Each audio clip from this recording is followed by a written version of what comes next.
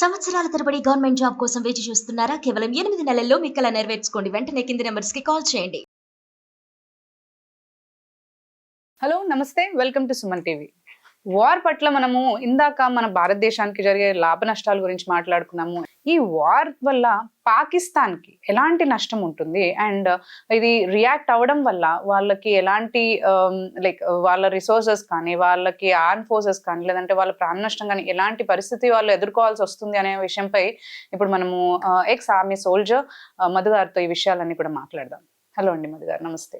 నమస్తే madam. Yeah, so మన భారతదేశం పరిస్థితి ఎలా ఉండబోతోంది వార్ వల్ల అనేది మనం ఇందాక చర్చించుకున్నాం యాక్చువల్లీ. బట్ మెయిన్గా ఇప్పుడు మనం ఆపరేషన్ సింధూర్ రన్ చేసాం. వాళ్ళు చేసిన దాడి పట్ల మనం రియాక్ట్ అయ్యాము, మనం సింధూర్ ఆపరేషన్ రన్ చేసాం. వాళ్ళు ఉండలేక లైక్ ఆన్సర్ ఇవ్వాలి అని చెప్పేసి ఇన్స్టెంట్ అటాక్ వాళ్ళు కూడా మనకి సంధించడం జరిగింది. సో ఇలాంటి సమయంలో పాకిస్తాన్ ఎదుర్కోవాల్సిన నష్టాలు ఏంటంటారు అసలు? యాక్చువల్లీ ఇప్పుడు ప్రెసెంట్ సిచ్యువేషన్ వాళ్ళ పరిస్థితి ఏంటి? వాళ్ళ పరిస్థితి గురించి చెప్పాలంటే చాలా దారుణంగా ఉంది. గడిచిన 10 ఏళ్లలో వాళ్ళ ఆర్థికంగా చాలా నష్టపోయారు. రీసెంట్ టైమ్స్ లో ముఖ్యంగా ఈ 10 years నుంచి ఒక స్థిరమైన ప్రభుత్వం లేకపోవడం, గ్లోబలైజేషన్ని వాళ్ళు అందుకోలేకపోవడం. ఎలా ఉంటుందంటే అండి, నేను మీకు ఇందాక ఒక మాట చెప్పాను, ఏ దేశమైతే ఆర్థికంగా అభివృద్ధి చెందుతుందో ఆ దేశమే ఆయుధ సంపత్తిని సమకూర్చుకోగలుగుతుంది. కరెక్ట్. ఎక్స్ప్లోజివ్ ఏదైనా ఇట్స్ వెరీ హై కాస్ట్ అండి. అది సబ్జీ కాదు పోయి తెచ్చుకోవడానికి. ఎయిదర్ మీరు క్రియేట్ చేయాలి, మీరు టెక్నాలజీ ఉపయోగించి తక్కువ ప్రైస్ తోటి, are you have to import from the other country. So import అంటే తెలుసు ఎంత ఖర్చు అవుతుంది. అవును.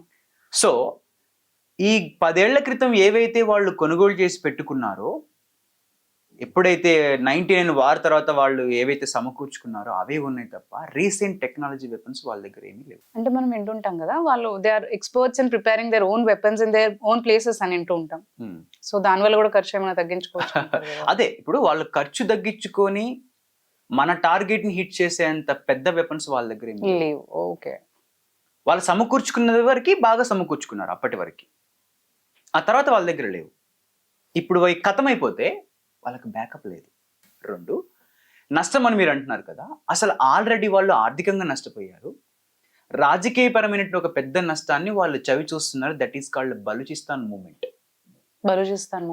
ఓకే. అదేంటి అంటే, బలూచిస్తాన్ అనే ఒక ప్రావిన్స్ ఇరాక్కి, ఇటు పక్క ఆఫ్ఘనిస్తాన్కి బార్డర్లో ఉండేటువంటి ఒక రాష్ట్రం. ఓకేనా? సుమారు ఒక 40% భూభాగం అంతా కూడా, పాకిస్తాన్లో ఉండే 40% భూభాగం అంతా కూడా బలూచిస్తాన్ ప్రావిన్స్లో ఉంటుంది. సో అక్కడ ఉన్నటువంటి ఒక ప్రత్యేకమైన బలూచి జాతి ప్రజలు మాకు సొంత దేశం కావాలి అని 1917 నుంచి వాళ్ళు పోరాటం చేస్తున్నారు. ఎప్పుడైతే రాజకీయ అస్థిరత్వం మరియు ఆర్థిక పరమైనటువంటి ఇబ్బంది కలిగిందో పాకిస్తాన్కి, వీళ్ళు రైజ్ అవ్వడం మొదలుపెట్టారు. వీళ్ళు యాక్టివేట్ అయ్యారు, చాలా యాక్టివేట్ అయ్యారు. రీసెంట్గా మార్చ్ 2025 ఈ సంవత్సరం మార్చ్లో ఒక ట్రైన్ హైజాక్ చేశారు. అరౌండ్ 400 to 500 passengers ఉన్నటువంటి ఒక ట్రైన్ ని హైజాక్ చేయడం జరిగింది కెట్వా నగరం నుంచి. సో అంటే చూడండి వాళ్ళు ఎంత బలంగా తయారవుతున్నారు. అండ్ ఆఫ్ఘనిస్తాన్ రీసెంట్ కాలంలో పాకిస్తాన్కి యాంటీ అయింది అండ్ బలూచిస్తాన్కి బలమైంది. ఇవన్నీ కూడా వాళ్ళకు ఇప్పుడు బలూచిస్తాన్ మూవ్మెంట్ అనేది కొరకరానికి కొయ్యైపోయింది వాళ్ళకి. మనందరికీ కామన్ గా మాకు తెలిసింది ఏంటి, ఆఫ్ఘనిస్తాన్ పాకిస్తాన్ ఫ్రెండ్లీ అని. బట్ పాకిస్తాన్ ఫ్రెండ్లీలో కూడా ఇది ఒకటి ఉందంటారు. ఎగ్జాక్ట్లీ. సో ఇదంతా ఎట్లుంటదంటే, మనం ఇప్పుడు ఇది వాడు ఎన్ని రకాలుగా నష్టపోతున్నాడు అంటే, ఒక పక్క ఆర్థికపరమైన నష్టం, రాజకీయపరమైన నష్టం. కొన్ని రోజులకు బలూచిస్తాన్ మూవ్మెంట్ బలపడి, నిన్నటి న్యూస్, ఒక 20 మందికి పైగా పాకిస్తాన్ సైనికుల్ని చంపి కెట్వా నగరంలో ఉన్నటువంటి పాకిస్తాన్ మిలిటరీ బేస్లని ధ్వంసం చేసి ఆ కెట్వా నగరాన్ని వాళ్ళు స్వాధీనం చేసుకున్నారు. It is a heart of the Balochistan. మన హైదరాబాద్ లాగా. ఓకే. ఇది BLA, Balochistan liberation army. Okay. ఇంకేంటి, స్టార్ట్ అయిపోయింది కదా. ఇప్పుడు ఈ టైంలో ఇటు ఇండియాని ఫేస్ చేయాలన్నా, అటు బలూచిస్తాన్ టీంని ఫేస్ చేయాలన్నా, ఇదంతా పాకిస్తాన్కి ఒక హెడేక్. చాలా తీవ్రంగా నష్టపోతారు వాళ్ళు. సో ఇప్పుడు పాకిస్తాన్ కి యాక్చువల్లీ బయట దేశాల నుంచి ఎక్కడి నుంచో థ్రెట్ లేదంటారు. ఇంటర్నల్ గా వాళ్ళ ప్రదేశంలోనే వాళ్ళకి థ్రెట్ ఉందంటారు. యాక్చువల్లీ వాళ్లకు ఆల్రెడీ అదొక పెద్ద థ్రెట్. ఫార్చునేట్ ఏంటంటే we are not helping the BLA. ఎందుకంటే Hmm. ప్రపంచ దేశాలన్నీ కూడా బిఎల్ఏని ఒక టెర్రరిస్ట్ ఆర్గనైజేషన్ గా గుర్తించాయి. ఓకే. మరి మన దేశం కూడా ఆ మాటకు కట్టుబడి ఉండాలిగా. Hmm. We never support any terrorist group. Terrorist groups, yes. You know that already. Exactly. And people know that. So, Balochistan వాళ్ళ వాదన సరైందా కాదా అనేది పక్కన పెడితే మనం ఎప్పుడు కూడా వాళ్ళకి సపోర్ట్ చేయలేదు. అండ్ ఐ థింక్ 2016-17 ఒక టైంలో వాళ్ళు మోడీని స్పెషల్గా అడగడం జరిగింది. లైక్ ఆ స్టేట్మెంట్స్ ద్వారా మీ హెల్ప్ కావాలి మాకు, బలూచిస్తాన్ని మేము కంట్రీగా మార్చడానికి. మనకి ఎంతసేపు అనేది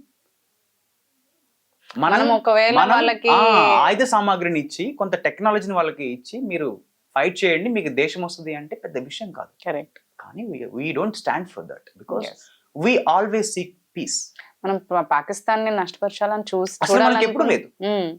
సో ఒకవేళ మన అటాక్స్ కి కౌంటర్ అటాక్స్ ఇవ్వాలన్నా గానీ వేరే రకంగా ఇద్దామని అనుకుంటాం, కానీ మీరు అన్నట్టు టెర్రరిస్ట్ కి సపోర్ట్ చేసి మనం ఎప్పుడు ముందుకు వెళ్ళము. అంటే అది మన మోటో కాదు యాక్చువల్లీ. ఎస్, మన డిఎన్ఏలో లేదు అది. ఓకే, మన భారతీయ డిఎన్ఏలోనే ఆ టైప్ ఆఫ్ తత్వం మనకు లేదు. మనము ఎల్టీటీకి ఒకప్పుడు సపోర్ట్ అందించాము. రాజీవ్ గాంధీ గారి ఉన్నప్పుడు శ్రీలంకకు మనం సపోర్ట్ అందించాము టు డిఫీట్ ది ఎల్టీటీ. మీకు తెలుసు, లిబరేషన్ తమిళనాడు అని చెప్పి అక్కడ వాళ్ళు ఫైట్ చేయడం జరిగింది. ఆ టైంలో రాజీవ్ గాంధీని చంపారు. ఆ తర్వాత మనం ఆపరేషన్ చేసేసి దాన్ని మనం అంతమందించాము. టెర్రరిస్ట్ ఆర్గనైజేషన్ ఏదైనా సరే మనం దాన్ని ఎప్పుడు కూడా మనకు ఉపయోగపడిద్ది కదా అని ఎప్పుడు తీసుకోలేదు. మన దేశానికి ఒక మంచి ఈ రకమైనటువంటి ఒక మంచి ఇది ఉంది, మంచి రెప్యుటేషన్ ఉంది. సో అదనమాట. ఇప్పుడు పాకిస్తాన్ నష్టం అనేది మనకు జరిగేది చిన్న నష్టమే. మనకు జరిగేది నష్టం అని చెప్పడానికి లేదు. చెప్పాను, ఆర్థికంగా మనం కొంచెం ఇదవుతాం, జస్ట్ కదలికలు జరుగుతాయి, కానీ వాళ్ళు చాలా కుదేలవుతారు. వాళ్ళకి అసలు ఇంకా once they spend there whole weapons to defeat us, they can't reconstruct their whole mechanism again. It will take a lot of time for them. Correct. So ఈ బలూచిస్తాన్ మూమెంట్ ఏదైతే ఉందో, ఇప్పుడు మీరు అన్నారు వాళ్ళది అంటే మనం అనుకుంటున్నాం ఈ భారతదేశం ఏదైతే అటాక్ చేస్తుందో దానివల్లే పీపుల్ కానీ ఆర్మీ పీపుల్ కానీ లేదంటే అక్కడ ప్రధాని కానీ లైక్ సేఫ్ ప్లేసెస్ లోకి తరలించారని అంటున్నారు. సో ఇది రీజన్ అయి ఉంటారంటారా, లేకపోతే ఏది రీజన్ అయి ఉంటుంది అంటారు? లైక్ వాళ్ళ ఏదైతే మనం ఇప్పుడు థ్రెట్ మాట్లాడుకున్నాం కదా, లేకపోతే మన భారతదేశం వాళ్ళ థ్రెట్ గురించి వాళ్ళ వెళ్ళిపోయి ఉంటారంటారా? అంటే సేఫ్ ప్లేస్ కి మార్చడం అనేది ఇదంతా మనం సెన్స్ అవుతాం కదండి. ఇప్పుడు మనం ప్రొటెక్ట్ చేసుకోవడానికి మన ఇదిని ప్లాన్ చేస్తాము, వాళ్ళు కూడా అలాగే సేఫ్ గార్డ్ చూసుకుంటారు. సో డెఫినెట్లీ అది it's a sensitive matter to protect their own people. So మన ఇండియన్ ఆర్మీ కానీ లేదంటే మన పొలిటికల్ అంటే మోదీ కానీ ప్రధాని కానీ మాట్లాడుకున్నప్పుడు మనం ఏమనుకుంటాం అంటే లైక్ ఇది ఆల్రెడీ తెలుసు కాబట్టి అల్టిమేట్ గా మన హ్యాండే పైన ఉంటుందని కూడా స్టెప్ తీసుకుని ఉంటారా? వార్ కానీ ఏదైనా మనం బలమైన వాళ్ళమని మనకు తెలుసు, వాళ్ళ బలహీనలని కూడా మనకు తెలుసు. సో స్టెప్ ఎప్పుడు కూడా ఇక్కడ ఏం లీడ్ చేస్తుంది అంటే ఆబ్వియస్ గా మనం విన్ అవుతాము అని మొదలు పెడతాము. అది వాస్తవం. ఓకేనా? ఇప్పుడు మనం ఎందుకు మనకు ఆ 9 స్థావరాల గురించి మనకు ముందే తెలుసు. 15,000 మందికి పైగా టెర్రరిస్టులు ఉన్నారని చెప్పేసి మనకు ముందే తెలుసు. మరి మనం ఎందుకు ముందే అటాక్ చేయలేదు? ఇవన్నీ దృష్టిలో పెట్టుకునే. ఎస్, మనం బలవంతులమైన సమయం కోసం ఎదురు చూడాలి. అంటే నా ఉద్దేశం వాళ్ళు వచ్చి మన మీద గెలిగితే అనేది కాదు, వాళ్ళు వచ్చి మన మీద అటాక్ చేస్తే అనేది కాదు. అక్కడ నా ఉద్దేశం ఏంటంటే దేనికైనా ప్రిపేర్డ్ ఆ టైం రావాలి. అంటే నేను క్రితం వీడియోలో చెప్పాను, అంతర్జాతీయ స్థాయిలో అంతర్జాతీయ న్యాయస్థానంలో కానీ యుఎన్ఓలో కానీ మనకు బ్యాడ్ నేమ్ రాకూడదు. ఆ బ్యాడ్ నేమ్ ఎంతవరకు ఇంపాక్ట్ చూపుతుంది అంటే మన దేశ ఆర్థిక వ్యవస్థ మీద ఇంపాక్ట్ చూపుతుంది. మనం యుద్ధంలో పలుమార్లు పాల్గొంటే మనల్ని వాళ్ళు రెడ్ లిస్ట్ లో పెడతారు. అది ఈజీ కాదు. ఇటీవల ట్రంప్ గారు ఒక మాట చెప్పారు, ఈ హౌతీ ఏదైతే పాలస్తీనా హౌతీ ప్రాంతాల్లో వాళ్లకు సానుభూతి పరులు కూడా ఈ దేశంలో ఉండడానికి వీల్లేదు అన్నాడు. అంటే మీరు ఇమాజిన్ చేసుకోండి, మనం కానీ కావలసుకొని వాళ్ళ మీద దాడి చేసి ఉంటే అంతర్జాతీయ స్థాయిలో మన పేరు అనేది తగ్గిపోతుంది, మన రెప్యుటేషన్ తగ్గిపోతుంది. తగ్గిపోతుంది. తద్వారా మనకు వచ్చేటువంటి ఇన్వెస్ట్మెంట్స్, ఒక political friendship, support and trade మీద ఎఫెక్ట్ పడుతుంది. ఇంపోర్ట్స్ మీద మనం ఎవరైతే వాళ్ళ నుంచి ఇంపోర్ట్స్ చేసుకునే మనం ఎక్స్పోర్ట్ చేసే వాటి మీద సుంకాలు పెరుగుతాయి, మన వస్తువులు కొనడం మానేస్తారు. ఇలాంటి చాలా ఉంటాయండి. సో ఇదంతా పాకిస్తాన్ వచ్చిన పరిస్థితి అంతే. సో ఇలాంటివన్నీ కూడా ఆచితూచి అడిగేయాలి. కరెక్ట్. మోడీ గారు ప్రధాని అయిన తర్వాత కొన్ని మంచి పనుల్లో చేసినది ఏంటి అంటే, అంతర్జాతీయ స్థాయిలో వ్యాపార సంబంధాలు పెట్టుకొని ఒక మంచి అట్మాస్ఫియర్ ని కూడగట్టుకోవడం. అందరితో ఫ్రెండ్లీ మేనర్ గానే ఉండాలని అనుకోవడం. యాక్చువల్లీ ఫస్ట్ నుంచి, ఇప్పుడనే కదా, ఇనిషియల్ స్టేజ్ నుంచి కూడా పాకిస్తాన్ తో కూడా మనం ఎప్పుడు ఫ్రెండ్లీగా ఉందామని అనుకుంటాం. But they revolt every time. అంతే. వాళ్ళు టెర్రరిజాన్ని పెంచి పోషించి, వాళ్ళ ఎయిమ్ ఒకటే అండి. మనం ఏమనుకుంటామంటే ఇంకా కాశ్మీర్ వాళ్ళ ఏమనుకుంటాము. ఇప్పటికిప్పుడు తీసిపోయి కాశ్మీర్ ని మొత్తం పాకిస్తాన్ లో కలిపిన టెర్రరిజం ఆగదు. కరెక్ట్. వాళ్ళ ఎయిమ్ ఏంటంటే జిహాద్. వాళ్ళ ఎయిమ్. కరెక్ట్. ఓకే. హిందూ మతం వాళ్ళ వ్యతిరేకం. కరెక్ట్. ఇదొక రిలీజియస్ వార్ అండి. దీని ఏదో మనం ఏదో ఆస్పెక్ట్ లో చూస్తాము, ఒక రిలీజియస్ ఎమోషన్ వెనకాల ఉన్నటువంటి నిజం చెప్పాలంటే అది అత్యంత దారుణమైంది. సో అది అది అది ఉండకూడదు. అది ఏంటంటే అది ఎలా రూపుమాపుతుంది? దానికి ఒక మంచి ఎడ్యుకేషన్ కావాలి. కరెక్ట్.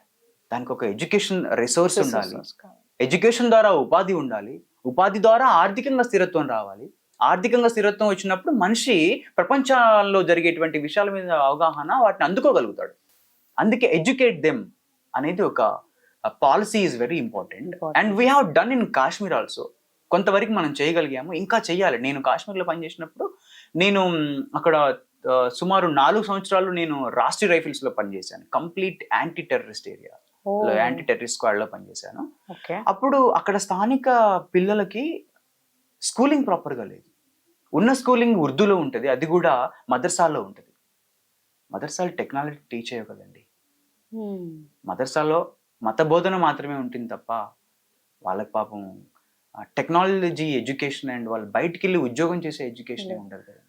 సో ఇలాంటివి కొన్ని మతపరమైన ఎడ్యుకేషన్ వల్ల కూడా, అది హిందూ మతం కావచ్చు, క్రిస్టియన్ మతం కావచ్చు, మతపరమైన విద్య మీకు వాటిని ఏమంటారండి, ఆధ్యాత్మిక పనికి వస్తుంది. కూర్చొని తపస్సు చేసుకోవడం తప్ప తిండి పెట్టదు. కరెక్ట్. సో ఇదంతా కూడా రూట్ లెవెల్స్ లో నుంచి మనం దాన్ని చేయాలి. దీనిపైన ఫోకస్ చేయాలి. Government should focus on this. But rather than spending money to drop the bombs, we have to spend lot of money to educate our children for upcoming. ఇప్పుడు మొదలు పెడితే 30 సంవత్సరాలకు అది ఆ రిజల్ట్ వస్తుంది. 30 సంవత్సరాల క్రితం మన పాలనా అధికారులు, ఎవరైతే మన రాజకీయ నాయకులు ఆ కఠినమైన నిర్ణయం తీసుకొని ఎడ్యుకేషన్ చేసి ఉంటే ఈ 30 ఏళ్ళలో ఇన్ని మరణకాండాలు జరిగేవి కాదు. దిస్ ఈస్ ఆల్ ఎడ్యుకేషన్ అండి. ఓకే. పాకిస్తాన్ వాళ్ళు కొట్టుకొని చావడానికి కారణం ఎడ్యుకేషన్ లేకపోవడమే. వాళ్ళు మనల్ని చంపడానికి కారణం కూడా ఎడ్యుకేషన్ లేకపోవడం. ఇదంతా వాళ్ళు ఒక అదిలో ఉంటారు, ఎమోషన్ లీడ్ చేస్తుంది. ఎడ్యుకేషన్ మీకు లేనప్పుడు, మీకు మానసిక పరిపక్వత లేనప్పుడు వాళ్ళని ప్రిపేర్ కూడా అదే చేస్తుంటారు చిన్నప్పటి నుంచి కూడా. కుల మతాలు లీడ్ చేస్తుంటాయి వాళ్ళని. So this is very important. So నష్టం ఉంది పాకిస్తాన్కి, భయంకరం నష్టం వాళ్ళు చవి చూస్తారు. ఫ్యూచర్లో కోలుకోలేని దెబ్బ తగులుతుంది. కరెక్ట్గా వారం రోజులు ఈ వారు ఇలాగే కొనసాగితే వాళ్ళకి చాలా పెద్ద భారీ నష్టంలో ఉంటారు పాకిస్తాన్. థ్యాంక్ యూ మధు గారు. Thanks for sharing the information. Thank you.